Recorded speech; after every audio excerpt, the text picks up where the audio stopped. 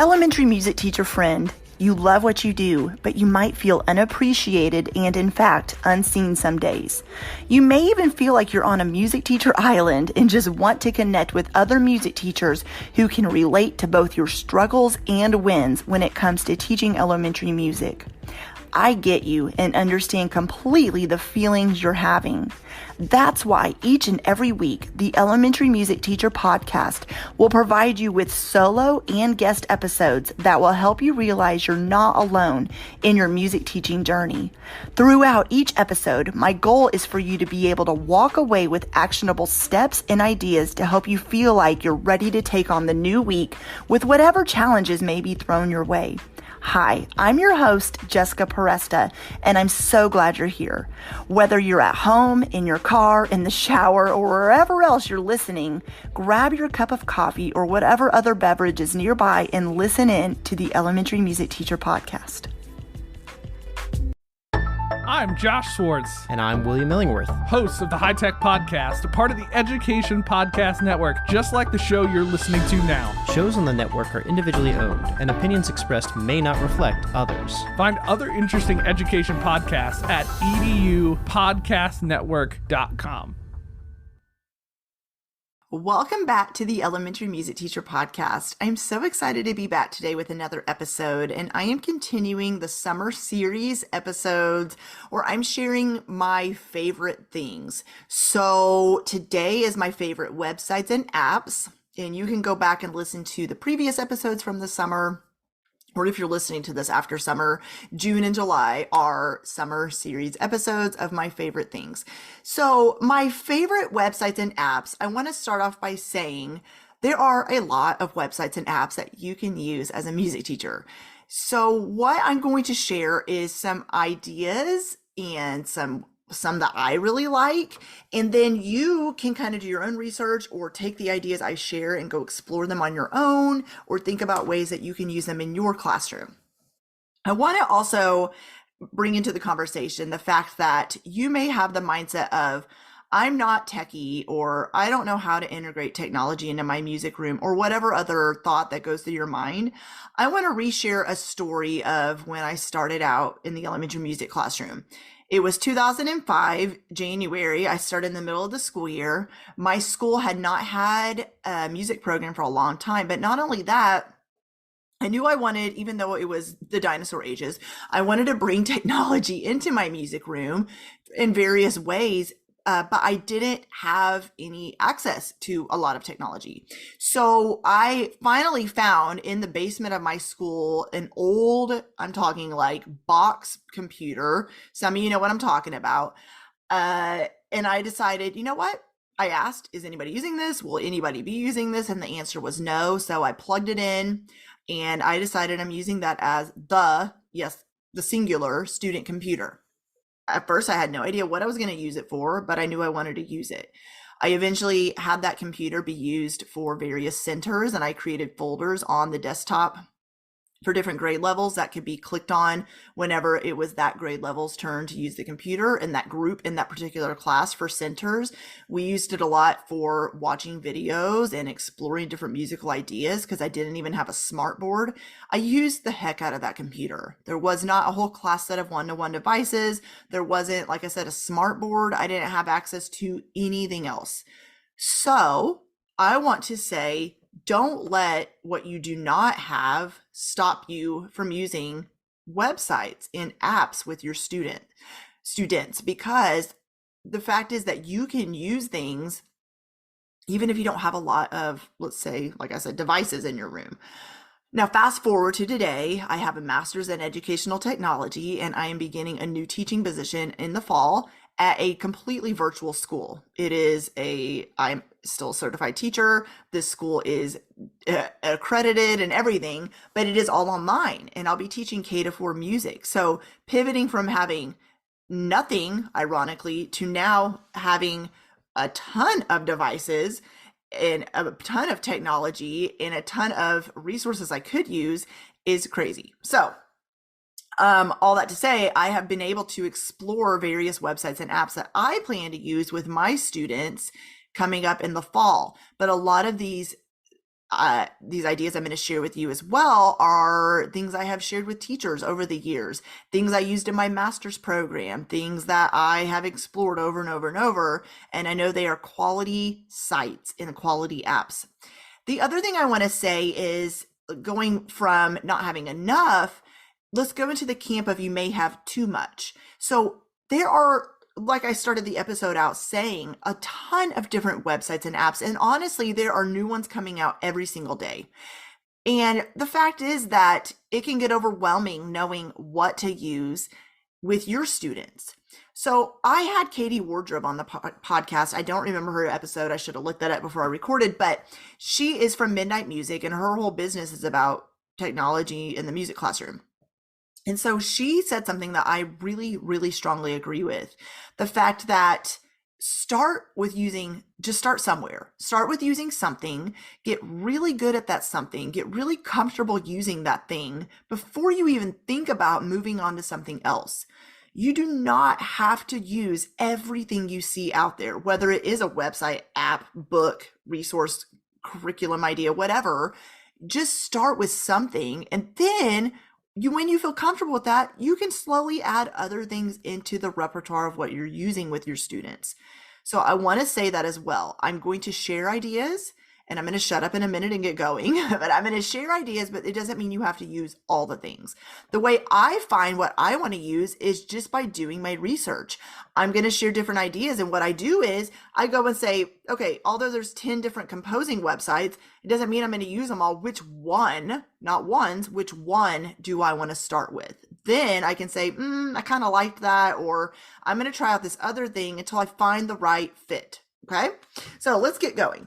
First of all, I'm going to talk about virtual instruments you can use. And yes, whether you are in the classroom or you're in the physical classroom or you're in the virtual classroom, these can be used either way. You can put them into a slide deck. You can put them on Google Classroom. You can use them when it comes to centers. You can have a virtual instrument on a smart board while your kids are playing the physical instruments. There are a ton of different ways you can use virtual instruments in your classroom.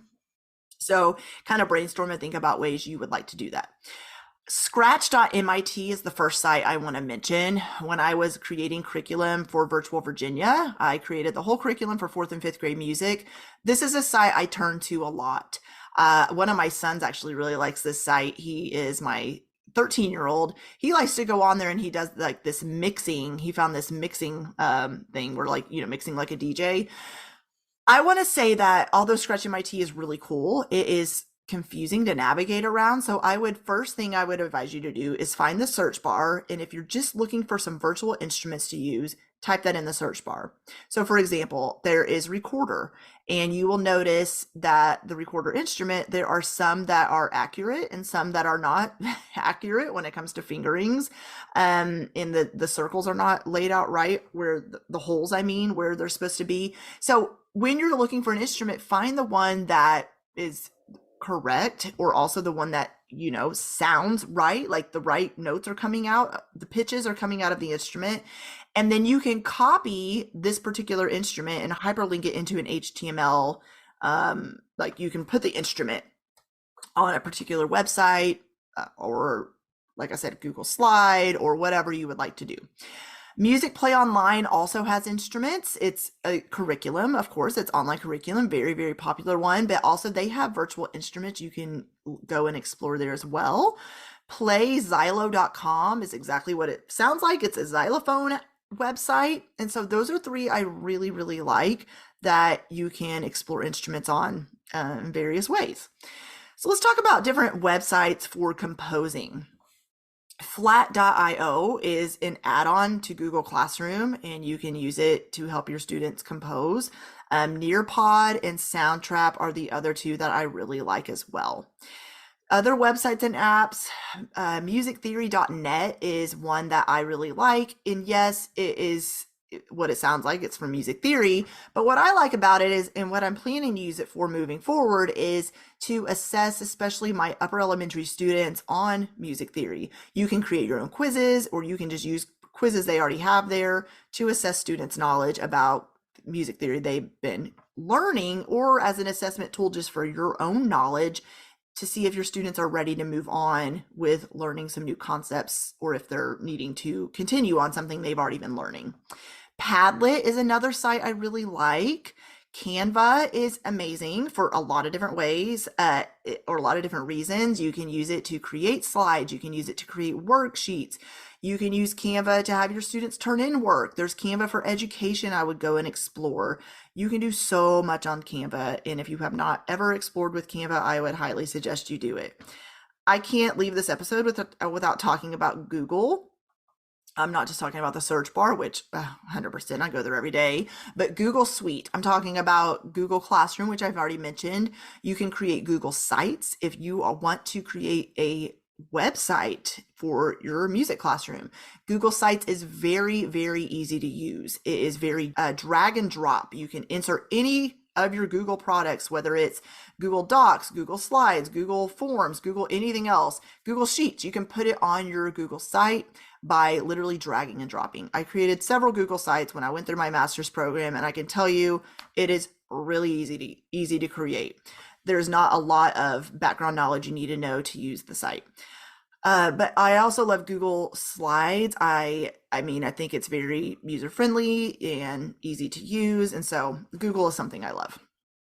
Quiz is what it sounds like. It's another quiz website. Jamboard is great. It's kind of like the whiteboard you would see on Zoom, which Zoom is something else I would highly suggest. But the whiteboard where your students can, on Jamboard, collaborate. They can share ideas. They can answer questions on there. And you can create different Jamboards for different classes. Edpuzzle is another one I really like. Boom Cards is something that's super great if you've never explored them. And Seesaw is one I really like as well. And what I love about Seesaw is the fact that you can use it hand in hand with your slide decks, and you can make your slides interactive. Like, for example, if your students are wanting to, or you're wanting your students to follow the steady beat with the bouncy ball underneath the words or whatever it might be, you can have that ball look like it's moving. Okay, so another one I really like is Gimkit. This is one you might see some general classroom teachers using a lot, but I don't know if you know that you can use it for the music classroom as well. You can use it for note naming, musical terms, rhythmic dictation, instrument identification, and so on and so forth. And students can earn money. No, not real money. So take a deep breath. It's money that is in the game. And basically they can earn money to buy something in your store that you set up as points. And it's a great classroom management tool that I love Gimkit. I've seen my own children play around with the website, and I think it's good. Flip, formerly known as Flipgrid, is great. Students can definitely record themselves in various ways, however you want them to record things, even in the classroom. If you're not obviously going to assign homework, unless you do, then that's fine. But in the classroom setting, they can record different Flipgrids in small groups. You can even use it as a center idea, or you can have them watch a Flipgrid that you created, or whatever you would like to do with that. Also, Chrome Music Lab. This is one of my absolute faves because, first of all, it's free to use. And second of all, there are a lot of different ideas on there that your students can use, from instruments to rhythm stuff. And if you're kind of stuck on how to create a lesson with that, I already mentioned Katie Wardrobe. She has a lot of ideas about Chrome Music Lab, but also I would just Google it. Go to Google, speaking of Google, go to Google and just type in using Chrome Music Lab in the elementary music classroom, and you'll see a ton of different ideas come up for that. Another one that I really like is Incredibox. These are just literally some guys that kind of hum, but they sing a cappella, and it's really fun to play around with them and explore sounds, honestly. There's various orchestra websites that have different kids sections that they can explore the instruments, and they can explore sounds, and they can explore composers. So I would look around at the various, or you could even just go to Google and type in orchestra websites for kids, and you'll see what comes up. Kahoot is another really fun site and app that I would highly suggest you use. And then another one that I really like is My Singing Monsters. This is one I got to write a blog post about a few years ago. It's an app, but also a website. But the app is free, and what's really fun is the students, it's what it sounds like. They're little monsters that kind of walk around and they sing, but they explore different musical terms as they're walking around and things. And the students will have a blast using that. So I would highly suggest that one as well. Now, like I said, these are just a few options that you can use with your students. There are many different websites and apps. A lot of them I didn't name. There are many more, but I was just literally going straight down what I'm planning to start with in the fall, and I will continue adding to my own list. I actually have a whole other document I provide for my Harmony members in the Harmony membership site. Some I even pulled from, and others on that list that I provide to my members I'm not planning to use. But what I mean is, even though there's so many different websites out there and apps and suggestions being presented on social media or whatever else, doesn't mean you have to use everything. I would highly suggest you decide what you need, what you're comfortable with, and then start there. So I hope that this episode was helpful. I hope you even find one idea that you can use with your students moving forward. And I will be back next week with another summer series episode. Well, hey there. Thank you so much for listening into the Elementary Music Teacher Podcast. There is an exclusive Facebook group just for listeners of this podcast and any elementary music teacher called the Elementary Music Teacher Community Facebook Group. Come on over and join us there, where we have conversations around the podcast episodes and encourage each other each and every week.